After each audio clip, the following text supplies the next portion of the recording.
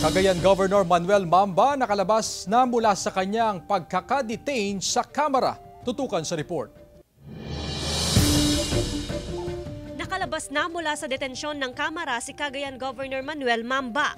Voluntaryo siyang sumuko matapos ma-cite in contempt at makatanggap ng detention order dahil umano sa hindi pagdalo sa mga hearing. Kaugnay ito sa umano'y illegal expenses noong 2022 campaign period simula March 25 hanggang May 8, 2022 na inihain ni Cagayan Representative Jojo Lara at Abang Lingkod Party List Representative Stephen Paduano. Pero paliwanag ng kampo ni Mamba, naging abala umano noon ang gobernador sa mga pangangailangan ng kanyang mga nasasakupan na naapektuhan ng kalamidad. Huli umanong umattend ng pagdinig si Mamba noong May 31 kung saan ni-raise nito ang rules of sub judice upang hindi sagutin ang tanong na ipinupukol sa kanya, kaya siya in-excuse ng komite at hindi na pinatawag pa.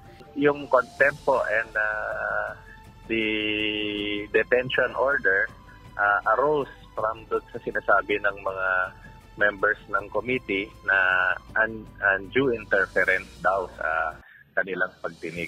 Nakabinbin at nasagot na rin umano ng gobernador sa korte ang inihaing reklamo laban sa kanya. Naghahain na rin umano ang gobernador ng temporary restraining order petition sa implementasyon ng contempt and detention order na kinatigan ng Korte Suprema. One of his prayers was for the issuance of the temporary restraining order to stop po yung implementation ng contempt and detention orders which was granted by the Supreme Court, yung TRO po. Kaya po napahinto sila to detain the governor. Joan Punsoy, One North Central Luzon.